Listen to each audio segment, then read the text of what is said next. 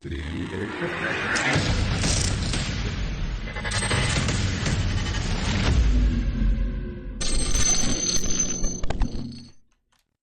friends. This is Thaddeus from Going Nerdy.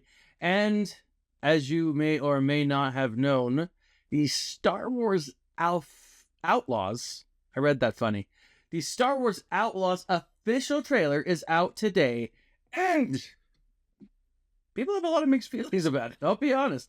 Let's go ahead and look at the trailer, and I kind of want to talk about what my feelings are, what I think is going to happen, and we are going to review an interview from the developers posted on none other than StarWars.com. So let's go ahead and jump into that. This is the trailer. I'm going to let it play all the way through with my beautiful commentary from time to time. A few moments later. Short answer. Will I be playing it? Yes. Because of the story? No. Because of the robot in a trench coat. I mean, there's just no other reason why I want to play this. Now, it's a Star Wars game. I'm going to play it, right?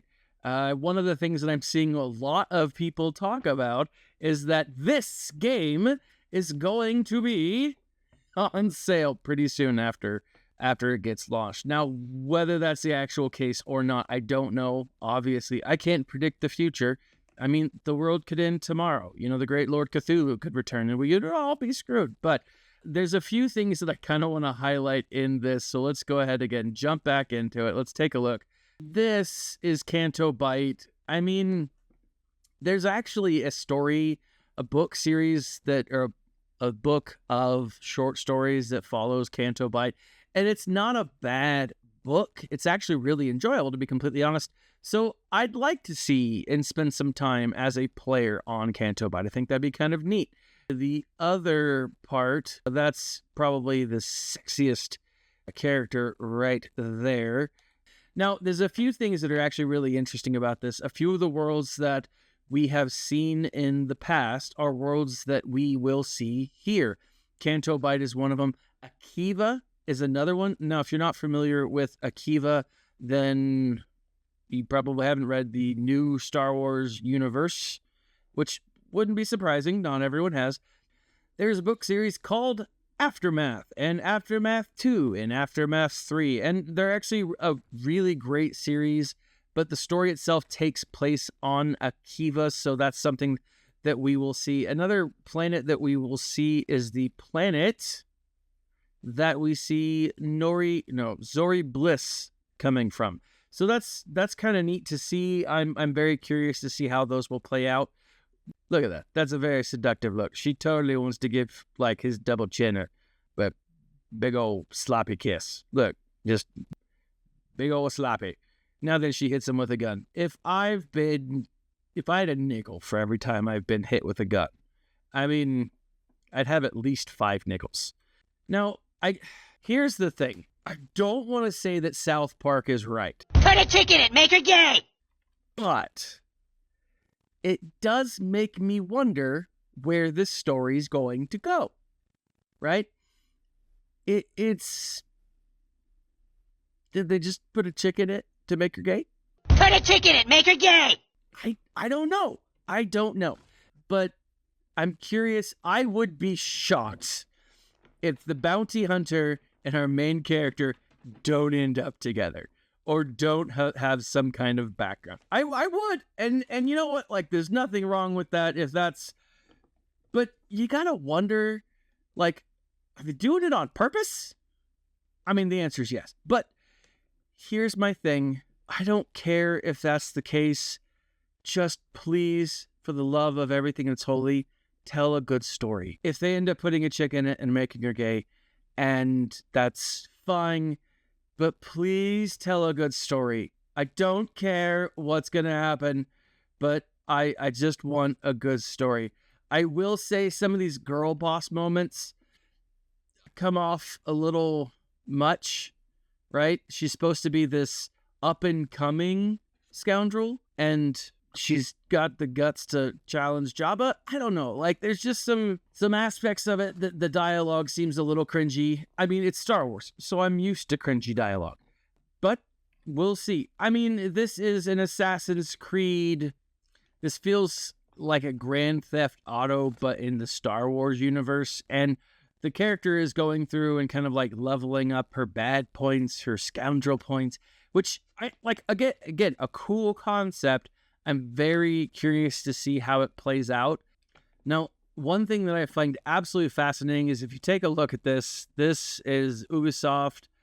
There's already a season pass.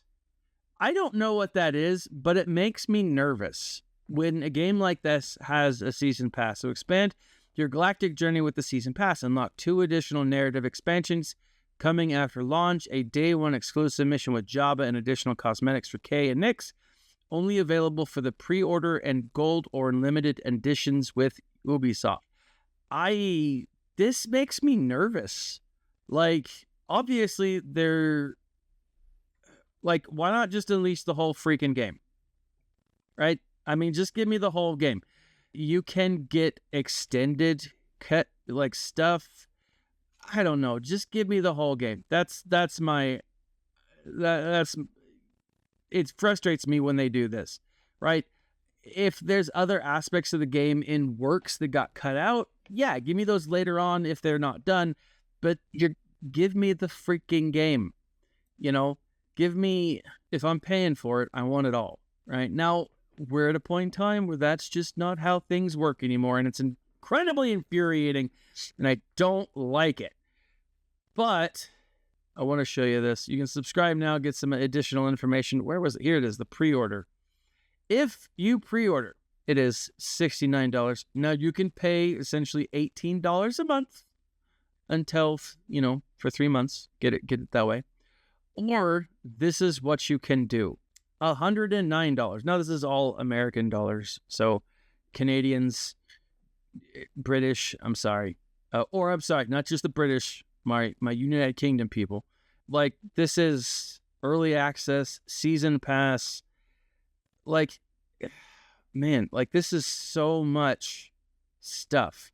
Now, if I join now, day 1 with Ubisoft, not only do I get all these things, but I get 100 plus other games, but it's $18 a month. So that's not gonna happen. Not for me. This might. I mean, I say this might, I'm more likely to do this. But let's face it, I'm also likely to forget that this game is being made, and I will do this.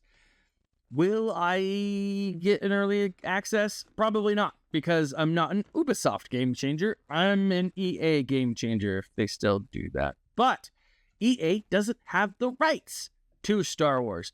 This is our first big major game that is not connected with EA. So I'm curious to see how it goes.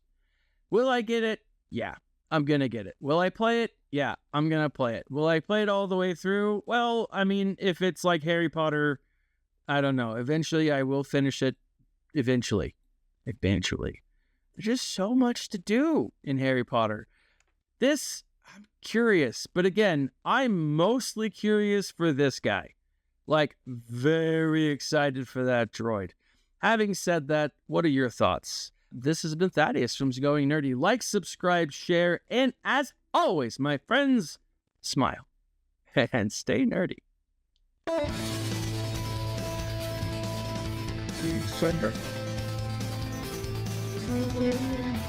Yeah.